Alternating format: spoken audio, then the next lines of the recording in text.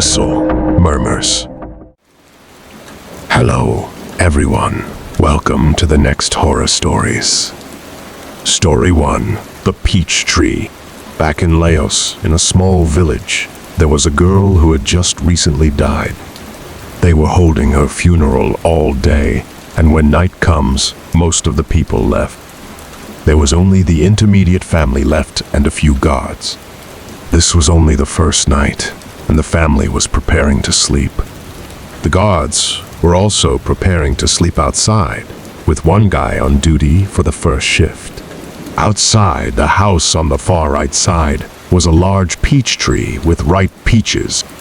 The guards decided to sleep on the right side of the house, so that in case they get hungry, they can just grab a peach to munch on. Later, after everyone had fallen asleep, the first guard was up against the house sitting and staring into the night. The moon was out, so there was enough light for him to see. Soon, he heard someone moving about in the house. Then he heard a voice saying, "I'm so hungry." Thinking it was just one of the family members, he brushed it off. As he was listening, he heard the sound of feet dragging along the floor. Why is that person dragging their leg making noises? He thought. Then he heard the door open, and he thought that they had come out to pee or something. He saw a girl walking out, coming towards his side of the house. As the girl got closer, he noticed that she was the dead girl. At this point, he got very scared, so he immediately closed his eyes. He heard her dragging her feet past him and his friends towards the tree. As she got further away from him, he slowly opened his eyes and saw her picking fruits and eating them. One of his friends was sleeping on the ground next to him. After kicking a couple of times, his friend wouldn't wake up, so he kicked a bit harder. His friend grunted, which made the dead girl look his way.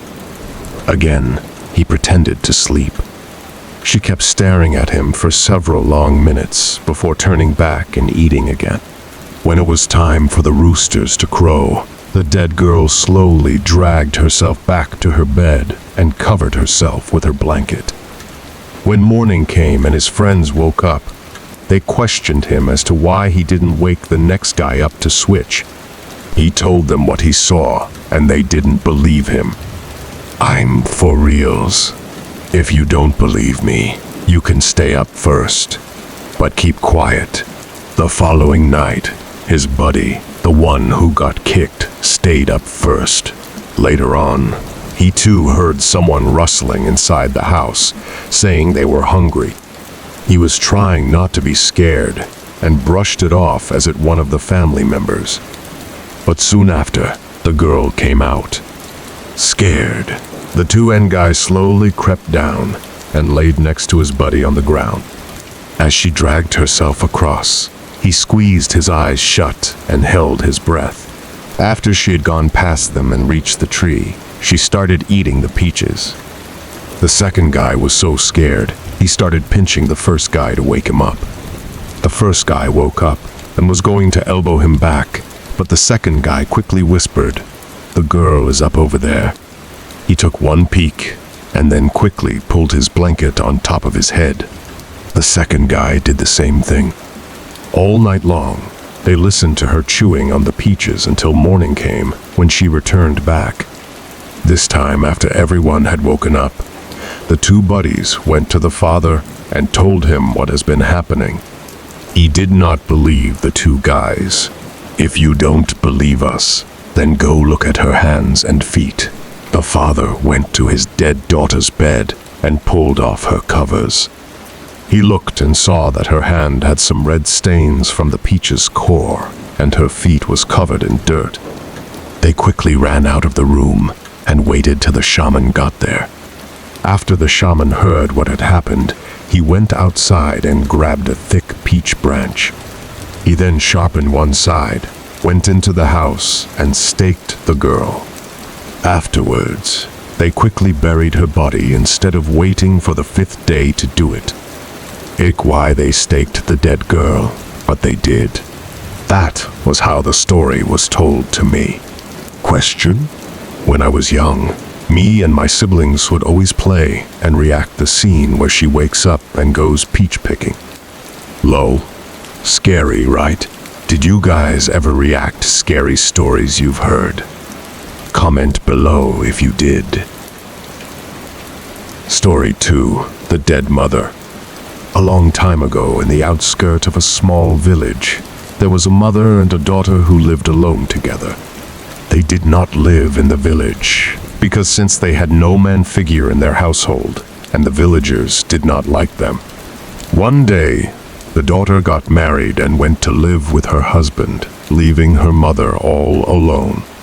Time passed, and the mother was feeling extremely lonely and was getting sick. The daughter did not know that her mother was sick and had not visited since she was also pregnant.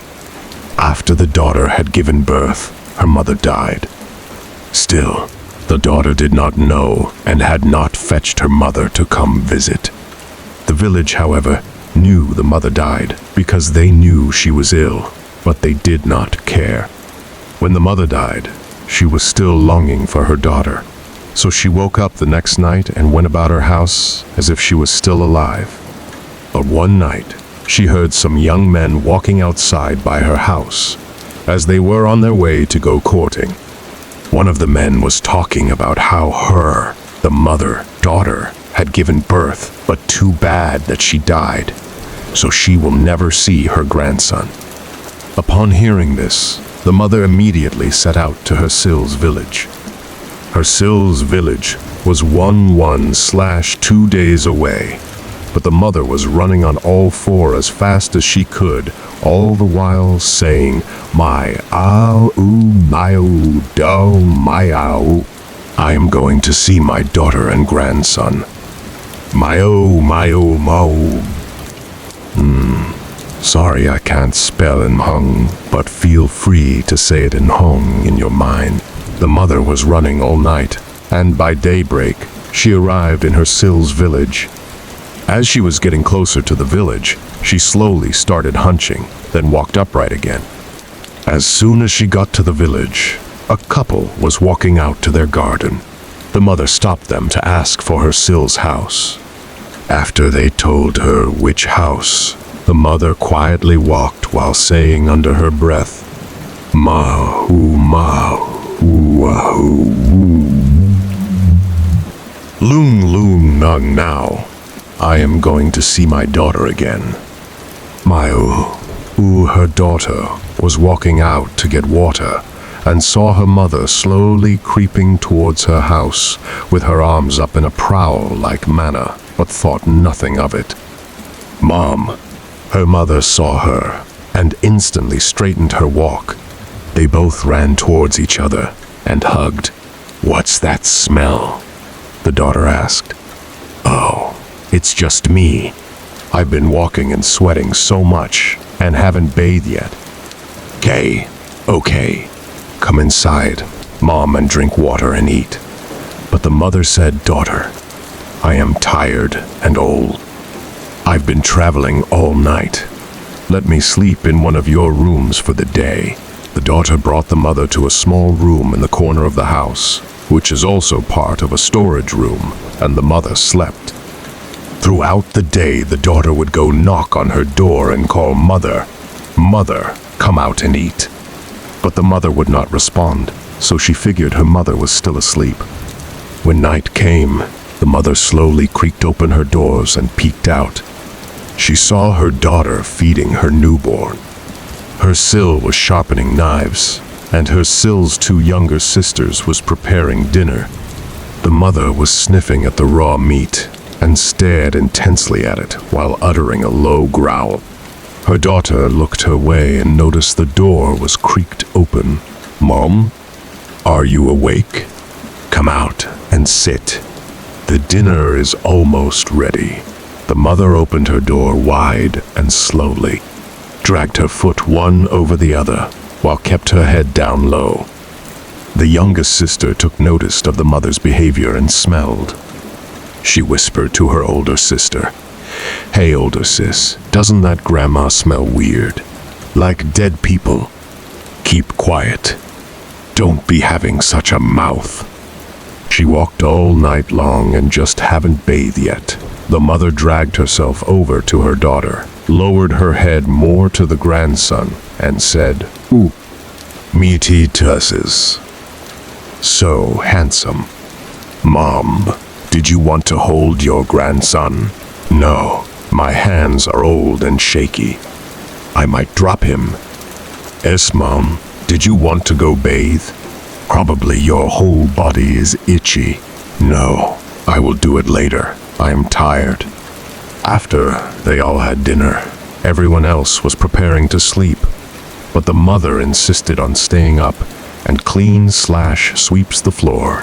After everyone had fallen asleep, the mother tiptoed to each of their doors and listened closely to make sure they were all asleep. When she made sure no one would hear her, she started jumping on the walls while saying, "Ma-hoo, my-oh-hoo. I am here now. I will take my grandson with me. My-oh-hoo." The little girl heard her ranting and awoke. She quietly walked to her door to listen to what the mother said, but then all was quiet. So she peeked through the cracks of her door to see what the mother was doing. At first, she didn't see anything, just a faint glow of the dying embers. Bam! A bloodshot, wide eye was staring straight back at her. The younger sister covered her scream and jumped back into the bed, crying herself back to sleep. The door was locked, so the mother stayed outside laughing in a low voice. "That's what you get for peeking." When morning came, the mother went back into her storage room. Her daughter called to her and asked if she wanted to go farm with them, but the mother replied that she was feeling sick and too tired to walk. The daughter said, "Then everyone will leave, and the mother will be home alone." The mother, however, asked that they leave the grandson because she had not yet held him and wanted to take care of him. The younger sister whispered to the daughter that they should take the baby because was scared something might happen. The daughter, being oblivious, left her baby, and they all went to the farm. As soon as the mother was sure they were far away, she came out of the room. She looked around and said, "Us Cass, so hungry us, Louis." Then she heard the baby crying from the room. She slowly turned her gaze towards him and crawled toward the room. The baby was fussing on the bed. The mother walked up to the baby and picked him up by his leg, dangling the baby. At this point, the baby was screaming and clenching his little fist while his body hung upside down. The mother grabbed his head, took hold of his other foot, and with all her strength pulled apart his head. She then tore off each of his limbs and stuffed them into a nearby bucket. Grabbing some strings, she hung the bucket above her storage door room. She grabbed an arm and leg and started eating away. After she had her fill, she threw the bones under her blankets and went back to her daughter's room to clean and sweep. Later that evening, everyone came home. The younger sister went straight to the room and looked for the baby, but he was nowhere to be found. She told the daughter the baby was missing, but the daughter reassured that the baby was probably sleeping with her mother, and that the younger sister could go check. But the younger sister was too scared to go near the room. After dinner, before they went to sleep, the mother asked her daughter to pump some milk for her so could sleep with the baby and feed him. The daughter agreed. The next day was the same scenario. This time, they came home early because the daughter was worried about her baby. She had not seen nor heard him for a day.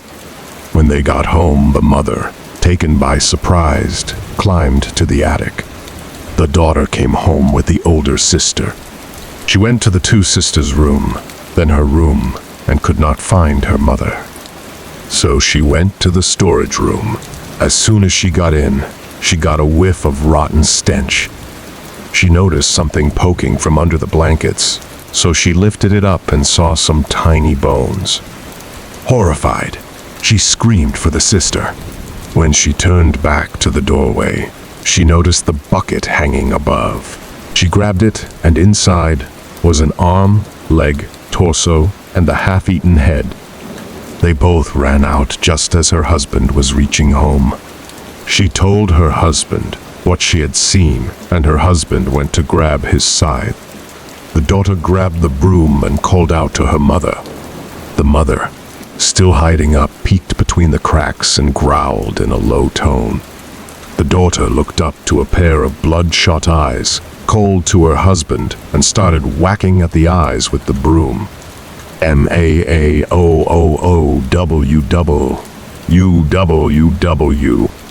My own daughter is hitting me. M-A-A-O-O-O-W-W-W-W. The husband started poking at the attic. The mother jumped down from the floor, to the walls, and to the ceilings, avoiding the attacks. How dare you, you monster! You killed my baby. You are not my mother. Don't you know embarrassment? The husband managed to cut the mother in a few places. Finally, the mother got out of the house. She ran towards the middle of the street and sat like a dog, howling M-A-A-O-O-W-W-U-W. M-A-A-O-O-O-W-W-U-W. You don't love your mother anymore. Your mother is going back away and taking my grandson with me. You will never see me again. M-A-A-O-O-O-W-W-W-W-W-W. And with that, she pounced away, never to be seen again. Story 3. Funny sleep paralysis experience. As a kid growing up, my uncles and aunties had always told us their scary and paranormal stories. I'm going to share one that actually scared me and made me laugh. This happened back around the late 1990s in Duluth, Minnesota. An uncle, let's call him C.E., went to a cousin's house to sleep over. His cousins told him about how their house was haunted and they experienced sleep paralysis.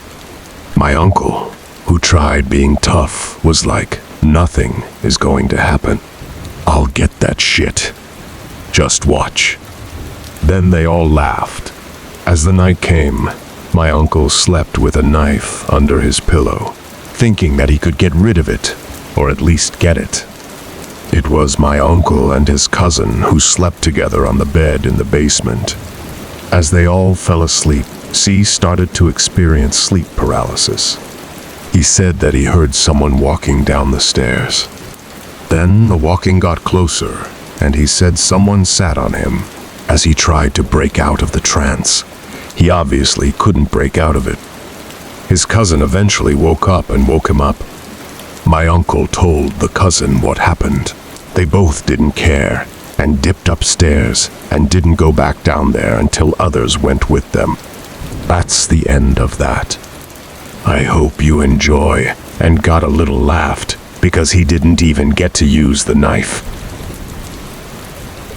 Story 4. He Midnight Shadow at Foster Farms, a haunting presence no one dares to face alone. My supervisor was working one late night as a security at Foster Farms. While doing his rounds around the buildings, which was way in the back to get to the other buildings. No one should have been there at those hours, but he saw this human-like figure standing very still. He decides to ignore it, assuming maybe it was a Foster Farms manager out for a smoke break. After driving past it, there was no one to be seen in the rear or side mirrors. He then gets a little spooked, but carries on with his job duty. Coming back the same road 15-20 minutes later, he decided to snap a picture of IT for his reports, or to show the manager to see if anybody was supposed to be in that area at that time of the night. He drives closer to the shadow-like person, just to find that there was literally no one to be seen in the area. Employees who drive past there usually see this figure too. They assumed it is someone who shouldn't be there, and has called my supervisor a couple of times. but they already know what it is and do not dare to go back there alone. Story 5. The Haunted Past, my mother's secret life as a shaman and the shadows that followed us. This story took place when I was about 9 years old. This wasn't what I experienced, but this happened all to my mom. Back when I was in 3RD grade, my mom married this guy she met on Facebook. When my mom and stepdad got married, everything was good most of the time until we moved somewhere in Oshkosh. We lived in a 2-story house, and it seemed really nice and somewhat modern. When we owned the house, my mom or stepdad called a shaman to do some rituals around the house so bad spirits wouldn't bother us. Everything was good. My family and I were happy. I had 2 stepsisters and 2 younger half-siblings at this time. My stepdad worked second shift, and I forgot what shift my mom worked. But my mom worked in a house where she supervised people with disorders at KA when people can see things. Somewhat. Everything was good until one day my mom started to get scared. When she was coming home, she told us she dreamed about these creatures, more like Pojedab entities, wise but animals. She kept on seeing this little girl with long black hair and purple skin wearing hung clothes. She told my stepdad about it, and he had no clue. They both said it was probably a bad dream. Fast forward, my mom found out she was chosen as a shaman. When we were still living at the house in Oshkosh, she kept on having these things that she could see in the house, and I remembered one night my stepsisters and I were somewhere in the kitchen. One of my stepsisters was holding a lighter while it was lit up, and she was on the phone with my stepdad. All I remembered was my mom screaming in horror while saying, "Stop! Leave me alone." As a 9-10-year-old, I was scared to death and started to get worried. Fast forward, we realized that my mom was a shaman now, and she always meditated and told us to be quiet so she could be in the other world. She would sometimes fall while meditating, but we didn't know what to do when she fainted. We soon moved to another house because the house we were living in just didn't seem right anymore. Once we moved to Appleton, we didn't call anyone to bless our house. Things at this house scares me still because I would sometimes have nightmares. And during the day when I'm using the bathroom, I keep hearing banging on the windows. My mom has an egg, but not like a normal egg. It seems to be made of marble, and she would talk to it. And the egg would predict the future. But every time I asked why she doesn't talk to the egg anymore, she wouldn't respond to my questions. It's been 3-4 years now, and I still get nightmares and hear loud bangs. Story 6. Hair Salon. My auntie told me this story recently, and I wanted to share her experiences with you guys.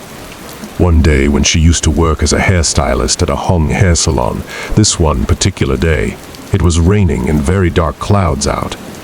No customers were coming, so my auntie waited with her boss.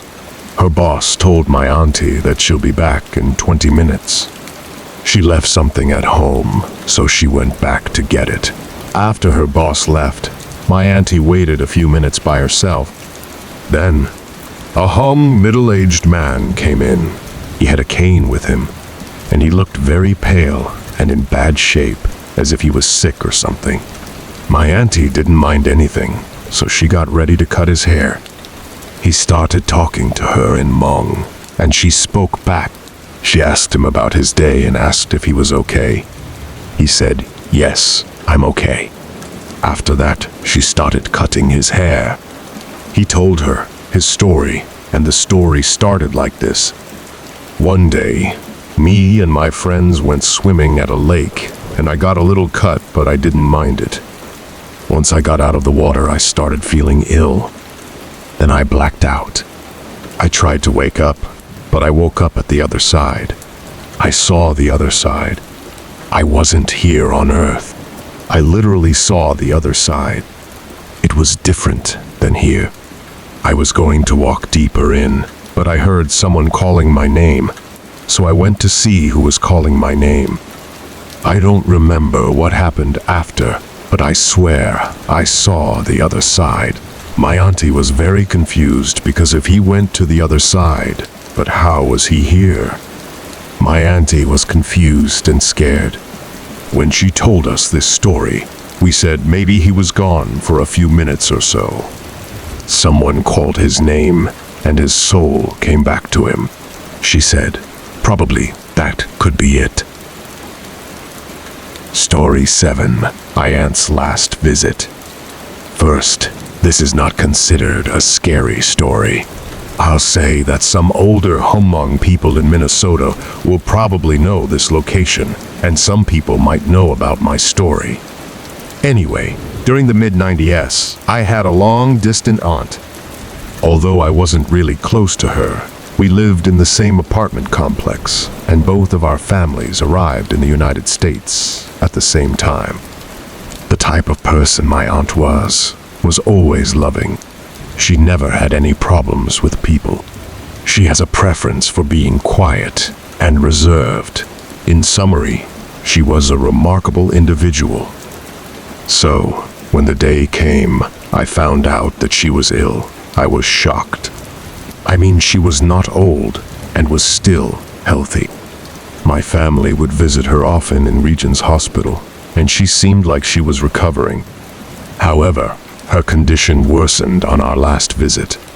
When we were there, I overheard my aunt talking to my parents about one of her deceased loved ones causing her illness because she didn't make more offering to that deceased person. I'm not sure if it was my aunt's mother or father, but that story I overheard stuck with me forever. She eventually passed. What I heard from my aunt had a strong impact on me. So much that I would ask my parents after her passing, why would a loved one that's deceased be so evil and cause someone to die? Because that person didn't make more offering. My parents couldn't give me an answer. All they said was that I shouldn't ask those kinds of questions. Anyways, I digressed. About a month after she passed, the home elders decided to hold her funeral at a farm near Highway 52, also known as John's Farm. As previously stated in my story, there will be older Hmong individuals who are familiar with this place. So, this farm can be entered from the highway on the right. Upon entering, there are 2 houses, although I'm not certain about the exact count on that road. For sure there was one on the right and one on the left. As you continue, you will come across a farm that has a small slaughter area. Farmland awaits you if you continue any further. This was where my parents and other Hum people did their farming. Now, before hitting the farmlands, there's an open area on the right that has dense woods behind it. That area was where my parents told me a story about a home ghost being caught by the white farmer who owns that land. Although I'm unsure if the story is true, it left me feeling terrified. Now getting back to my aunt, the elders held her funeral in that open area. Her body was laid out in the open for everyone to see. Now my parents were staying overnight, and for some reason, I tagged along. Maybe it was because I was curious and wanted to see, or maybe I just had to be there. The day was lengthy with people conversing with each other. There were people laughing and crying. As for me, I was hanging out with some of my cousins, the sons and daughters of my aunt. Anyway, I was aware of what had happened as a child. I knew what life and death were. I knew that my cousins would never have the chance to see their mother again. At nighttime, the drums and keys began to play. I always had this eerie feeling when those 2 were playing. I informed my parents that I was exhausted. My parents told me to go sleep in the large tent with my cousins, where they were all asleep. When I crawled in, I laid down on the right of everyone, but I was unable to sleep. The noise caused me to struggle to fall asleep. I kept looking up at the top of the tent, contemplating life and death and attempting to fall asleep. The experience I had next may or may not have been a dream.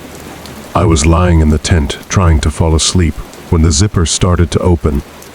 I thought maybe it was another one of my cousins crawling in to go to sleep. The figure was dark, and it didn't help that it was nighttime and there was limited lighting. However, I didn't pay much attention to it. I kept looking up the tent. That's until the figure stood up and pammed its head around the tent. I was wondering why as my cousin was looking around. There were plenty of sleeping areas. As the figure came closer, I realized that the figure was not one of the cousins nor a child. It was a short lady with long hair. As it came even more closer to me and my cousin, I could start to smell something similar. It was there, and I became aware that it was my aunt. But she's dead, I thought to myself. I got spooked, and I closed my eyes and made the assumption that I was asleep. I am able to feel her moving the blanket on my left.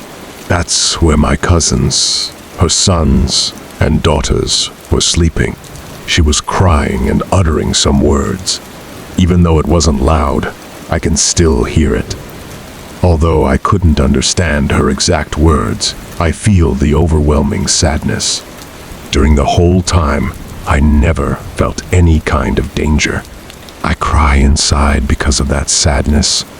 It was too much for me to handle, which I believe made me fall asleep. The next morning, I woke up and wondered if it was a dream or a reality. I have never said anything to my cousins or my parents. I am of the opinion that my aunt made her final visit to see her children before leaving for the afterlife. Story 8. The Night Grandpa Returned. A haunting lesson in speaking the dead's name.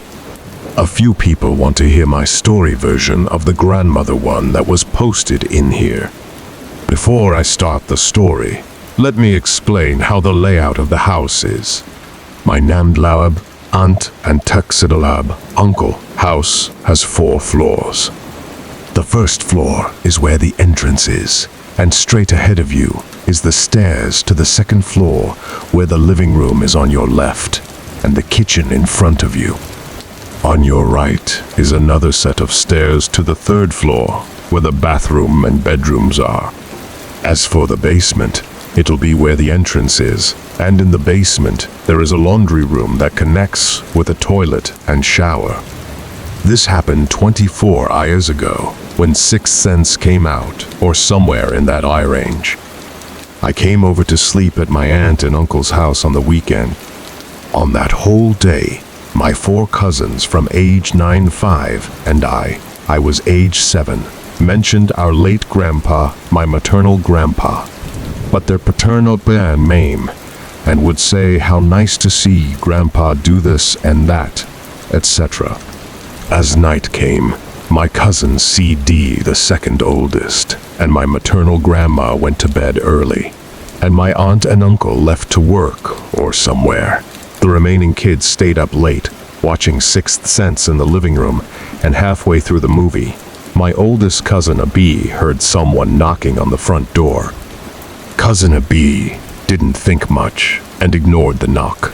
A few minutes later, she heard another knock and asked us if we heard that knock, but we all said no. Soon after that second knock, my cousin Abi heard the third knock and asked us the same question, but we all said no. Afterward, we heard someone downstairs open the door and shut the door like someone came to the house. My cousin Abi shouted to see if it was my aunt and uncle, but no reply.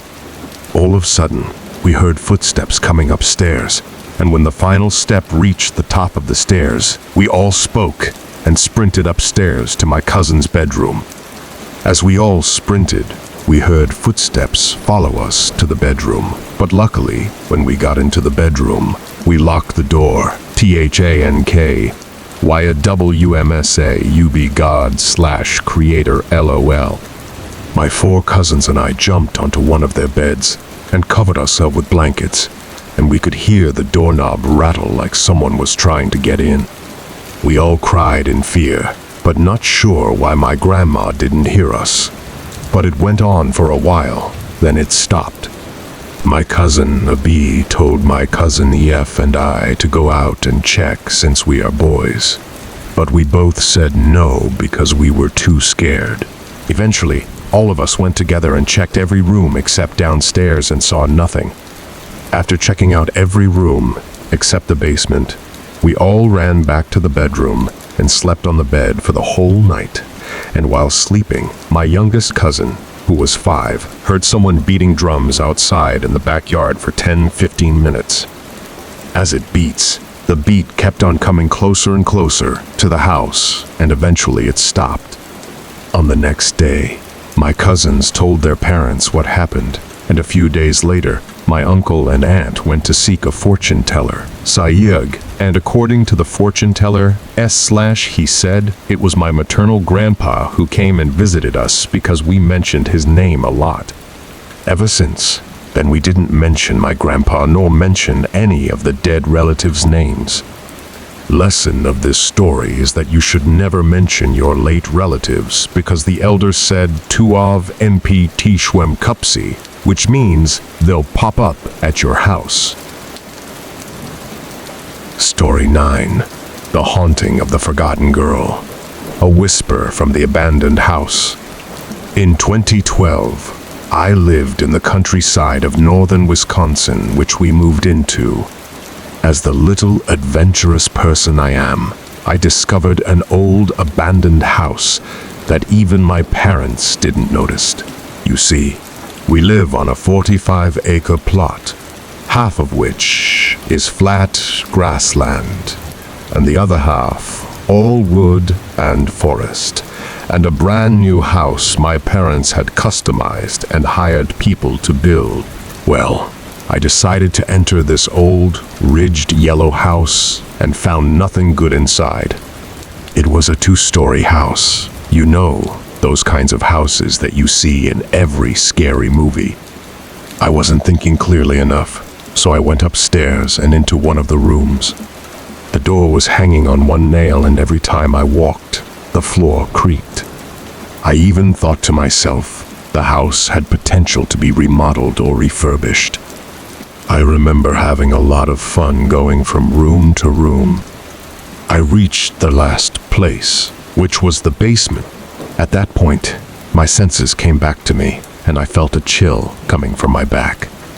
As soon as I reached towards the doorknob, my phone rang. My mom was calling me, asking where I am, and to come back as soon as possible. I didn't explain to her about the house just yet. We'll get to there in a bit. As the good girl I am, I turned around and stepped out of the old house. As soon as I was about to close the door, I heard a female voice whisper, "Come back." I totally freaked my pants and ran as fast as I could. When I reached halfway, I looked back and saw a white figure from the 2 end-floor bedroom window looking at me, and I didn't hesitate to keep running away. That night, I still kept quiet about my little experience. But around 5 a.m., when my mom usually wakes up to get ready for work, I felt someone was looking at me and breathing really hard. I jolted up from my bed and looked around my room, and then, at a sudden surprise, my door opened. A dark shadow crept into the darkest of my room and disappeared. I got out of my bed and turned on the lights. Nothing. I walked out of my room and down to the kitchen to get a glass of water. As I walked towards the water canister by the window, I saw her. I saw that same white figure by the 2 end-floor bedroom, looking and standing inside of my house. I fell to the ground and couldn't even scream. All I did was breathe, really loud, because I felt like something heavy was on top of me, so I crawled to the wall. I could even still remember not being able to feel my legs. My body turning cold and blood was rushing to my head. My mom came downstairs finally and saw I was in pain. She knelt down next to me, yelling and screaming, "What happened? What's wrong?" I used all my strength to point at her, but she disappeared as my mom turned around. "There's nothing there." "What did you see?" "I saw a ghost." My mom just looked at me weird, but didn't say anything afterwards. My dad came rushing downstairs and came asking, "What happened?" My mom replied, "Your daughter said she saw a ghost." What should we do? As my breath slowly came back to me, I stood up and told them of my story. After that, my mom called in from work and my dad stayed home. They called in my cousin, who was a shaman, and he looked into it on that. He said that when he went into the underworld, the messenger said he was looking for a girl who was supposed to come to heaven 56 years ago, but never showed up. The messenger also told my cousin that she died from a heartworm disease and was very sad because her family had left her alone in that house to die. Her family thought that the devil possessed her or something. It wasn't until a couple of months when authorities found her body and buried her in the rightful place, a cemetery. My cousin had promised the messenger that he would show her the way, and the messenger agreed. As we were to perform the ritual, Uanib, I heard another fainted whisper, "I'm sorry, thank you." We walked over to the house, and my cousin performed an outside ritual because he didn't want to step inside. As it was over, my cousin was crying. He said she was thankful and she could finally see her family again. He said she was going to be reborn into a Hmong person, and he had met the messenger again. He gave my cousin a vision of the future of the Hmong, but my cousin wouldn't tell us because he feared something might happen. We asked him if it was good or bad and replied, his tears were joyful tears. It was good. After this entire incident, I found a news report that I feel may be similar to the ghost girl's life. The article was 1955, August 16. Body found in house identified as 15-year-old Anastasia Kiley. I hope she's in good peace now. Story 10. Reshare. This one always gets me. On August 26, 2008, a very strange story was posted to a website in Japan by a user named VeftyJern0, describing a bizarre series of events that started in their childhood around the year 1998. Below, I'm presenting a cleaned-up translation of the account. My father's family home was just a little under 2 hours away by car from where we lived, a small village surrounded by farmland. I often stayed with my grandparents during my summer vacation and winter breaks from school, and they were always happy to play with me. But the last time I visited them was over 10 years ago now, when I was still in my 3rd year of high school. It was my spring break, and I had been invited to visit. And since the weather was good, I rode my bike out to their house. After I got there, I was a little cold, so I stretched out for a moment in a warm, sunny spot off the road. Then I heard something strange. Poopo, popopo, pop. It wasn't a mechanical noise. It sounded strange, but human. I looked about to see where the noise was coming from and saw a white hat peeking over the top of the hedge. The hat moved along to a break in the hedge, when I could see that it was being worn by a woman with a white dress. She had to be tall, though. The hedge was over 2 meters high, 6 feet. Before I could really think about this much, the woman was gone, seemingly disappeared. The strange sound was gone too. At the time, I just guessed that the person's apparent height had been due either to wearing very tall platform shoes, or that it had been a man dressed up like a woman. Odd, but that was all. A little later, while having tea with Grandma and Grandpa, I mentioned the strange person I'd seen, and that I thought it was a transvestite.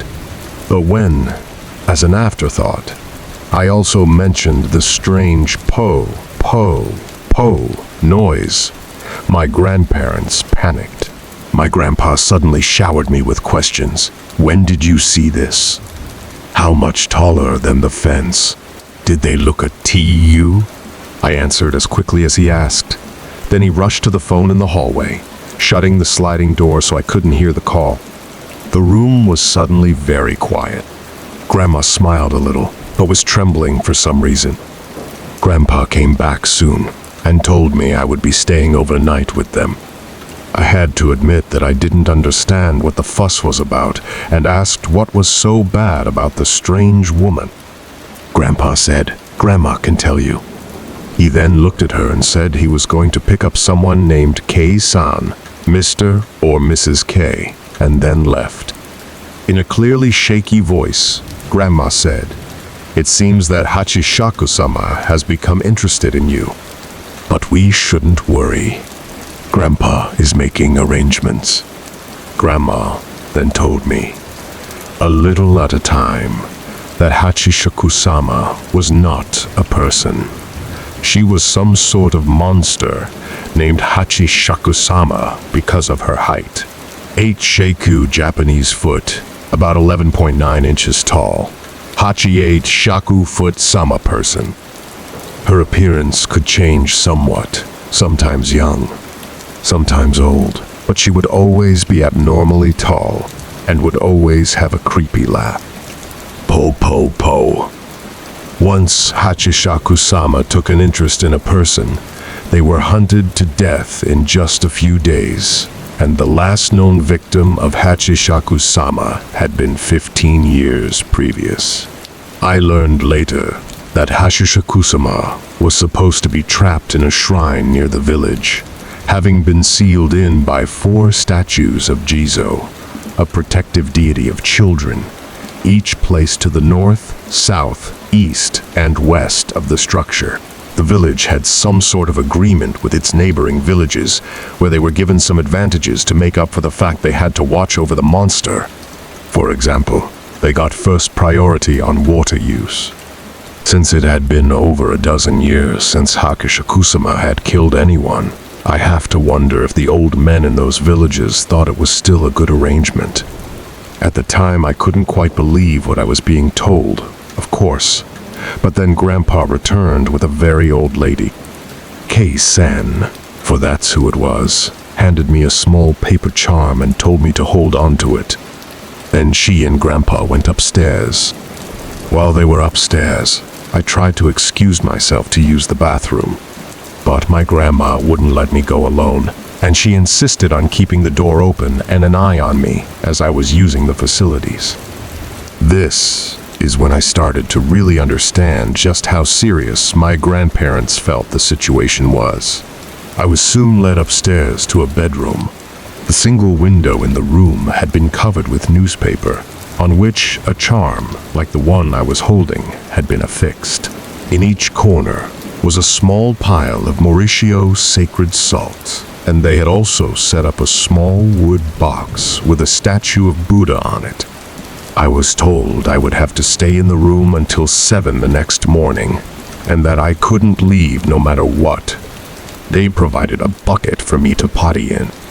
Grandpa made it clear that neither he nor Grandma would talk to me until 7 the next morning. K-san told me to keep the charm on me, and to pray to the Buddha if I got scared. I had a bed and a TV in the room. Grandma had left me snacks. I tried to watch some TV, but couldn't pay attention. I wasn't hungry either. So I just lay on the bed, wrapped in the sheets, and eventually fell asleep because the next thing I remember was waking up to a late-night show on the TV. My watch said it was around 1 a.m., and I heard something tapping on the glass of the window. I tried to ignore it. It was very persistent. I had some tea and a snack and turned up the TV to drown out the tapping. Then I heard Grandpa call from the hall. It's okay to come out if you're too scared. I started for the door automatically, but stopped myself as I remembered how insistent Grandpa had been that he wouldn't talk to me until 7. Again I heard him. It's okay. Come here. I wanted it to be my grandpa's voice, but somehow it wasn't. I suddenly had goosebumps all over me. Then I noticed the salt in the corner. It was becoming darker. I dropped in front of the Buddha, clasping the charm in both hands, and started praying for help. Po-popo, po-popo. The tapping on the window started again, louder than before, more insistent. Then a definite hand slapped the window. Despite the fact I was on the 2nd floor, I did the only thing I could. I kept praying to Buddha. It was a long night. I really don't remember much other than praying until I heard the news on the TV. I looked over, and the morning clock on the news screen showed it was 7:13 a.m. Garth note. All Japanese TV channels show the time on screen during morning programs. The tapping had stopped. The voice was gone. The salt in the corners was almost black. I gingerly opened the door. Grandma and Kei-san, both looking worried, were there. Grandma, in tears, told me things were going to be okay. Downstairs, I found my father waiting. Grandpa came in from outside, and we needed to drive off. Outside, I found there was a number of men standing around near a van. My grandpa's car was in front of the van, and my father's was behind it. I was seated in the middle of the van with 8 of the men sitting around me, 1 to each side, and then 3 in front and 3 in back. 1 more man took the driver's seat, and Kei-san took the passenger side of the front. I was told to keep my eyes closed and my face pointing down. You are the only one who can see Hakishaku-sama. Don't look at her. Our convoy started off, slowly at first. I don't think we had even traveled 20 kilometers before Kei-san warned us things were about to get hard. Then she started to chant phrases that sounded Buddhist. And then I heard the laugh again. Pop-a-po, pop, pop-a-po. I clutched the charm to my chest and kept my head down, but couldn't resist a quick peek at the window. That was a mistake. I could see a white dress. It appeared stationary to the car's window, even though we had to be moving very fast at that point. The figure moved as if to lower its head to the window, and I gasped, and the man next to me told me to shut my eyes, which I did, and tightly. Though no one else could see Hakishaku-sama, they all heard what happened next, the tapping. I don't know how, but the tapping started on every window in the van, all at the same time. I don't know how long it lasted, but over time, it faded. Kei-san had stopped chanting by that time as well, and eventually said that she felt we were now safe, so the cars all pulled over. My father and Grandpa thanked all the men who had assisted. As it turned out, all of them were related to me. Grandpa and Kei-san had hoped to confuse Hakishaku-sama by surrounding me with many people of the same bloodline. I had to stay overnight, while Grandpa was gathering my kinsmen, and it was deemed safer to try to escape during the day than the night. Kei-san asked me to show her the charm, which I had forgotten I was still holding. It had turned almost entirely black. Kei-san commented, "It should be all right now, but just in case." And with that, she handed me a new charm to hold until I got home. I drove home with my father. During the drive, he told me that one of his friends when he was young had been taken by Hakishaku-sama. Grandpa and the neighbors delivered my bike back to me later. In talking to my grandpa over the phone, I have confirmed that it was not his voice I heard outside the room that night, which sent shivers down my spine again. Hakishaku-sama targets teens and children. So if the monster speaks with a familiar relative's voice, the victim would normally come to it willingly. I'd almost forgotten this all after 10 years.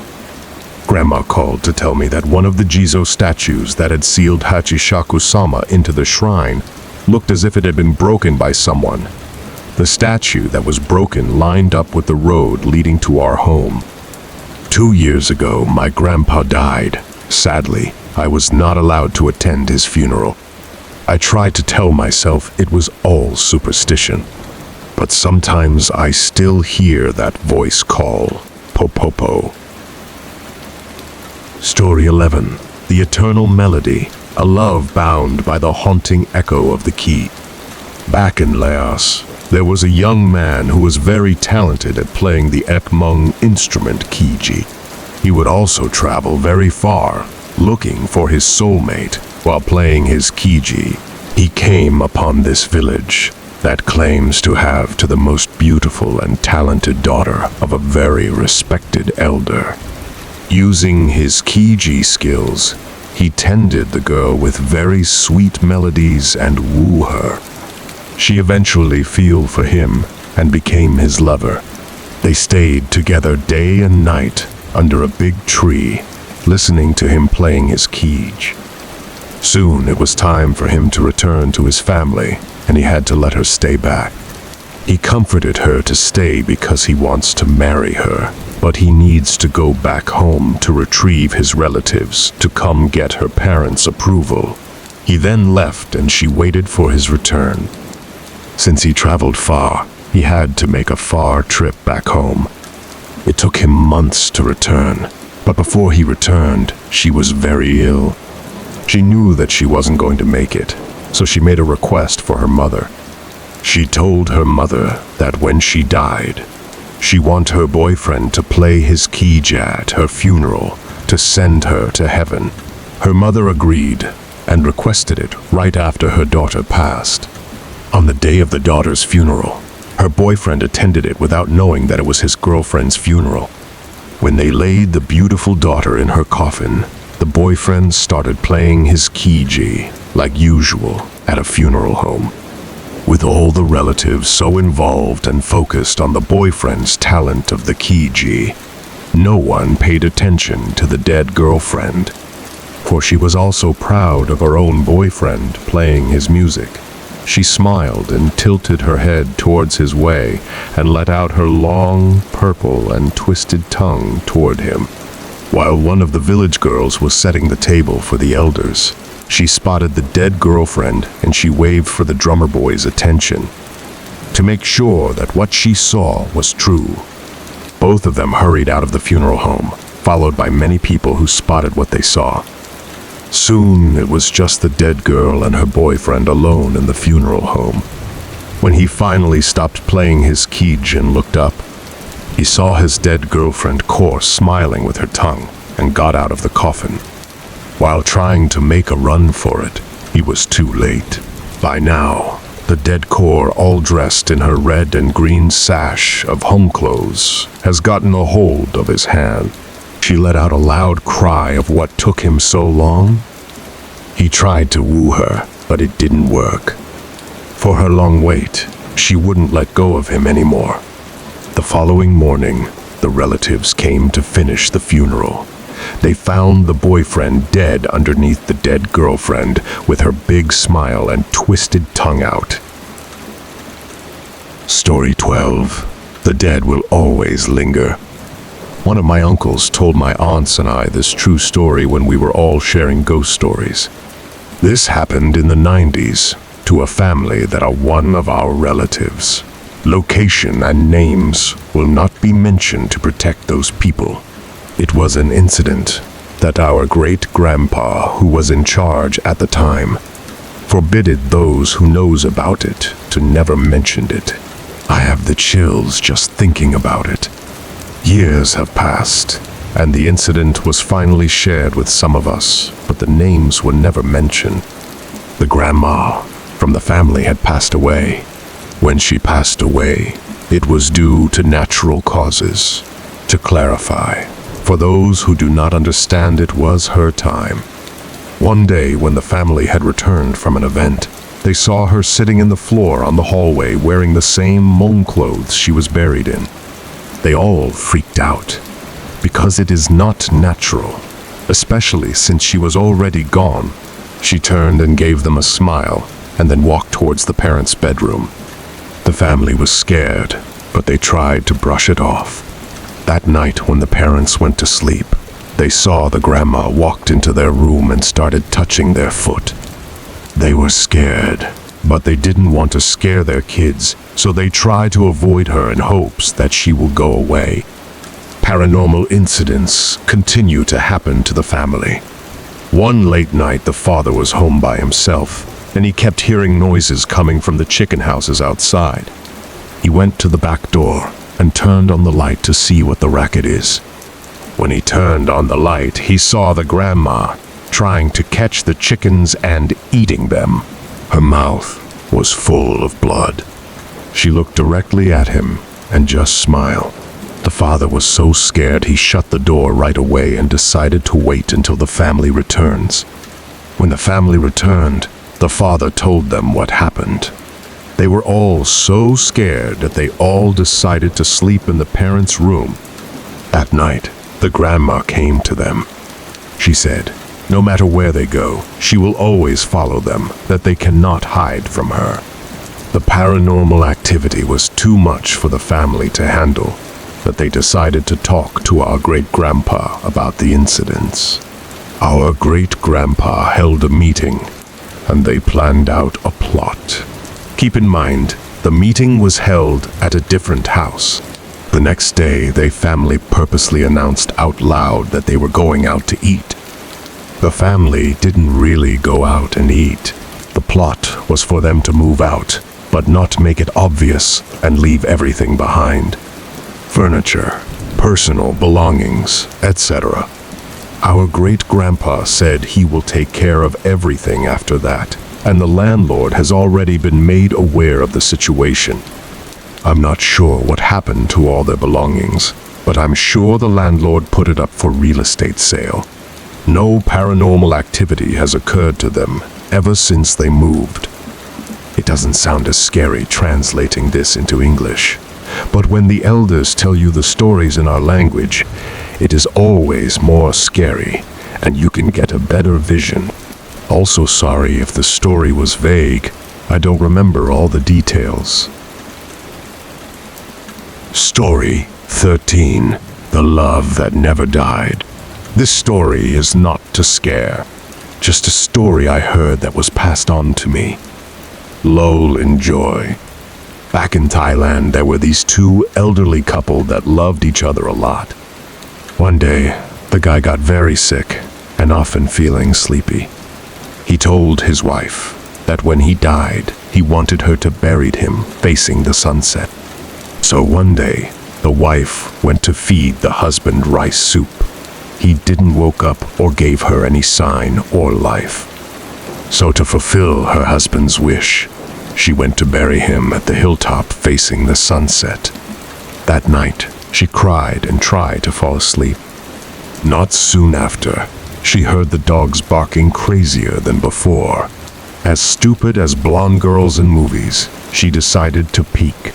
Then she spotted the corpse of her husband walking down the path, coming to the house they lived in. When he got there, he spoke in Hmong. My wife, opened the door. It's cold, and I want to come inside. Open the door. The wife replied in Hmong, husband, you are dead already. Gee, back to where you belong. I'm here alone. Please don't come scare me, 'cause I did what you told me. That night, the wife snuck at the back of the house and ran to the relative nearby. When the sun came up, the relative gathered to her house and saw the wife's husband on the front porch and said, "Whoa, why are you out here all bloody like this?" The husband replied, "Oh, my wife is so mean. I fell asleep and she dragged me and buried me. I was paralyzed and couldn't move. When I woke up, I followed the path down to the village and went to her house." The relative asked why he was bloody again, and he said my wife buried me and the rocks had hit me. The wife was so happy that the husband didn't die. The husband got well, and they lived happily ever after. Story 14. Haunted Apartment. My grammar isn't the best, so please excuse my grammar. So those of you who live in Sacramento, California, might know that one popular apartment that most of us hung people live in is called Greystone Place Apartments. It was known to be one of the most haunted apartments in that area. I've heard many creepy stories about it and even grew up there as a kid. I still remember 2 scary incidents I experienced when I lived there. I had a lot of friends during that time. We would come out of our apartment rooms and play around the place. Even at night, we would play hide and seek tag around the whole apartment. One night, we were playing hide and seek tag. One of my friends was IT, so the rest of us had to run and hide. I ran into the dark alley and found a hiding spot to hide in as it got silent. The alley was very dark, so the only thing I could see was the lights in the distance. I heard what sounded like someone sobbing as someone was crying very quietly. It sounded like it was coming from around the corner, not so far from where I was. I was too focused on the game to even think of anything or even feel scared at that time. I thought it was just some random people in the apartment, but I listened to it again, and it sounded more like a child crying. I took out my phone and turned on the flashlight as I slowly made my way to where the crying was coming from. But when I got there and shined my light, there was nothing and the crying stopped. Just then, I heard about 3 people running into the alley, so I hid in that dark corner. It sounded like they were getting chased by the seeker. That was when I felt a small hand on my back. Immediately, I came to my senses and ran my ass out of there, not even looking back to see who it was. I ran out of the alley and to one of the apartment rooms near the front. I ran into one of the bushes and hid. The bush was long, so it could hide at least 4 people. I stayed hidden for about 12 minutes before I heard the leaves moving next to me. I thought it must have been one of the hiders hiding in the same spot as me. "Hey, are we the only ones left?" I quietly whispered. No response. I waited for about a few seconds before hearing a very quiet voice saying back, "Yes." I couldn't see them because we were literally inside the bush, and it was dark, so for me to see them, I had to move a bunch of the leaves aside. I had no idea what I was thinking at the time, but I made my way out of the bush and had a peek from afar to see if I'd see anyone. To my terror, I heard someone sprinting toward me. I immediately turned around to see the seeker already making her way close to me, so I ran like never before. But she somehow caught up to me and tagged me. I asked the seeker who was left, and to my surprise, the seeker told me I was the last person. I gave her a confused look and told her that someone was hiding with me just now, but she told me I was the last one. As we made our way back to where we started the game, everyone was already there. I asked them if anybody new was playing with us, and they said no. I was very confused, but I just kept it to myself since I knew for sure they wouldn't even believe me if I told them. Another creepy part of the apartment is the field, where everyone parks their cars. I've heard that many kids have died there in the past. My apartment room was next to the field, so if I looked outside of my window, I got a good view of the field. From what I've experienced, some nights, if you stay up late or wake up in the middle of the night, you can hear kids playing and screaming outside where the field is. If you come out at nighttime, you'll see a few black cats that the elders like to call mivdab, meaning ghost cat. My friend and I were naughty at the time, so we would like to follow one of them around and chase it. I don't know about now, but before, that apartment used to have a lot of scary stories, especially inside the apartment rooms. I've only experienced a few scary incidents, but I moved out in 2018. That place was pretty fun. Even now, there are still hung people living there. Most of my friends left before I did. I've made a lot of good memories too. I do miss that place a lot, and hopefully I'll get to visit it again someday. Thank you for always supporting the channel and welcoming its videos. Wishing you good health, and remember to subscribe to the channel to achieve 1,000 subscriptions.